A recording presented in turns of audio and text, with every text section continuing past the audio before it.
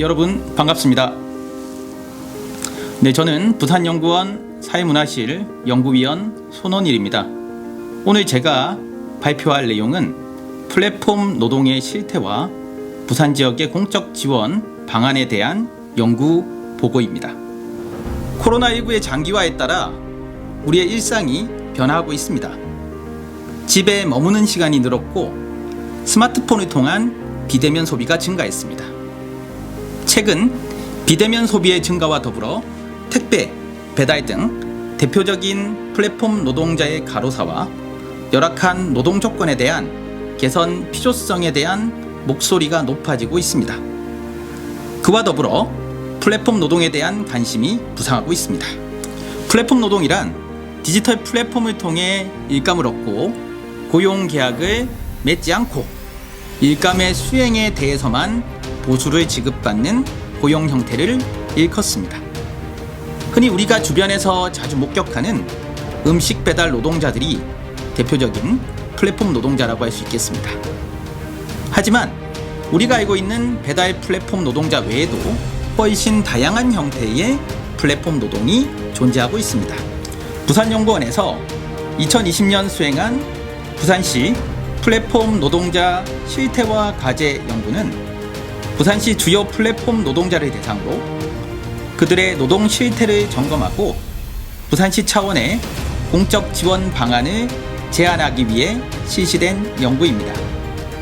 지자체 차원에서 플랫폼 노동자 지원 방안 마련을 위한 첫 번째 실태 조사라는 점에서 그 연구의 의의를 찾을 수 있겠습니다. 고용정보원 조사 결과 2018년 기준 우리나라 플랫폼 노동자는 취업자의 약 2%에 해당하는 54만여 명으로 추산이 됩니다. 플랫폼 노동의 특성상 그 규모를 정확하게 추정하기 어렵습니다만 플랫폼 노동자의 증가 속도가 빠르고 그리고 주요 플랫폼 노동자의 규모를 조사한 결과 부산 지역에도 약 6만여 명의 플랫폼 노동자가 현재 존재하는 것으로 추산됩니다. 플랫폼 노동자는 노동자로 분류되지 않고 있기 때문에 일감에 대한 보수가 지불되지 않습니다. 그렇기 때문에 수입이 매우 불안정하다고 볼 수 있겠습니다. 코로나19 이후 대리운전과 같은 대면 플랫폼 노동자의 수익 감소가 매우 심각한 것으로 조사되었습니다.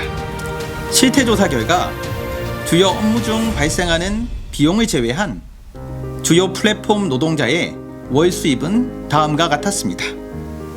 대리운전은 약 110만원, 킥 서비스는 약 99만원, 음식 배달은 185만원, 플랫폼 택배는 115만원 정도로 조사되었습니다. 플랫폼 노동자의 노동시간을 시급으로 환산하면 최저임금의 절반에 미치지 못하는 수준으로 열심히 일하지만 노동의 빈곤 상태를 벗어나지는 못하는 상황에 놓여 있었습니다. 더욱이 코로나19의 장기화 속에서 새로운 플랫폼 노동자들의 유입은 기존 플랫폼 노동자들의 일감 확보를 위한 경쟁을 더욱더 심화시켰습니다.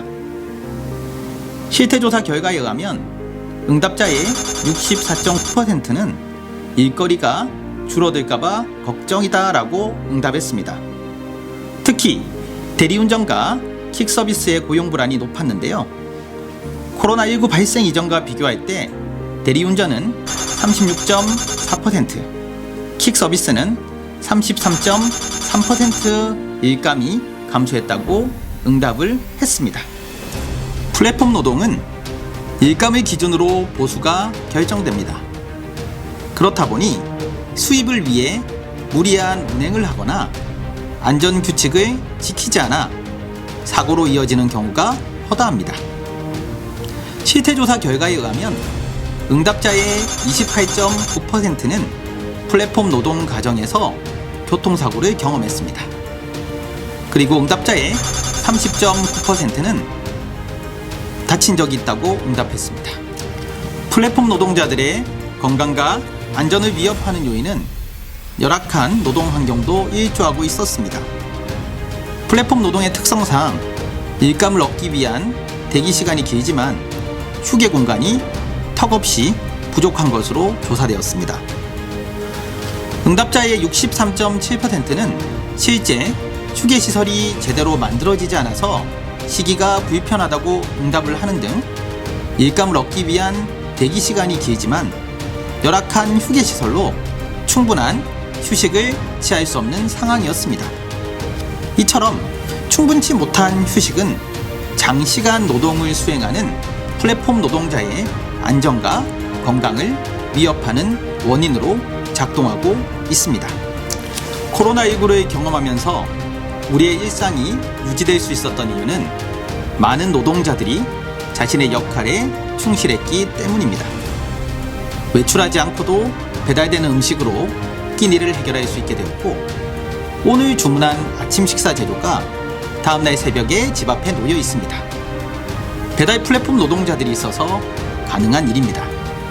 그럼에도 불구하고 플랫폼 노동자 10명 중 3명은 현재 하고 있는 플랫폼 일을 가족이나 친구 등 주변 사람들에게 숨기고 있었습니다. 아마도 사회적인 시선 때문일 것입니다. 우리에게 꼭 필요한 플랫폼 노동자들. 그러나 현재 우리는 어떤 태도로 그들을 대하고 있을까요? 실태조사에 의하면 플랫폼 노동자의 64.6%가 고객의 폭언이나 폭행, 그리고 인격 무시 등을 경험한 것으로 나타났습니다. 그리고 응답자의 26.6%는 월 1회 이상 같은 일을 경험한 것으로 나타났습니다. 또한 업무 중 손실을 자체 비용으로 처리한 비율도 50%가 넘었습니다. 최근 플랫폼 노동자들의 열악한 노동 조건에 대한 실태가 이어지면서 플랫폼 노동자 보호를 위한 법제도 개선에 대한 논의가 활발하게 이루어지고 있습니다. 하지만 법제도 개선에는 많은 시간이 할애되고 제도화 과정에서 이해관계자들에 의해 입법의 취지와 다른 방향으로 제도화되기도 합니다. 이에 지방정부 차원의 신속한 보호 조치가 시급합니다. 특히 기본적인 생계를 보호할 수 있도록 하기 위해 부산시 차원의 생계비 대출이나 수수료 인하를 위한 부산지역 사회적 협약 추진이 필요합니다. 그리고 플랫폼 노동자들이 편하게 대기할 수 있는 쉼터의 확충이 요구됩니다. 코로나19 팬데믹에 따른 비대면 산업의 급부상 속에서 플랫폼 노동은 더욱더 확산되고, 플랫폼 노동이 야기하는 문제는 앞으로도 중요한 사회 문제로 부각될 것입니다. 노동 유연화에 대한 자본의 이해관계가 정보통신 기술 발전과 결합하면서 플랫폼 노동은 향후 더욱더 확산될 것으로 예상됩니다. 나아가 향후 다양한 분야가 플랫폼 노동으로 전환될 수 있다는 점을 고려하면 플랫폼 노동은 미래의 중요한 노동의 형태가 될 수 있을 것입니다. 만약 플랫폼 노동이 미래의 중요한 노동의 형태라면 플랫폼 노동 문제를 발견하고 부산시 차원의 대책을 마련하는 것은 부산 시민의 안전과 인간다운 삶을 보장하기 위한 최소한의 역할일 것입니다. 지금까지 부산 지역 플랫폼 노동자 실태와 공적 지원 방안에 대한 내용을 살펴봤습니다. 누군가의 소중한 가족이며 우리의 이웃인 플랫폼 노동자들의 권리 보호를 위한 시민 여러분들의 많은 관심을 부탁드립니다. 감사합니다.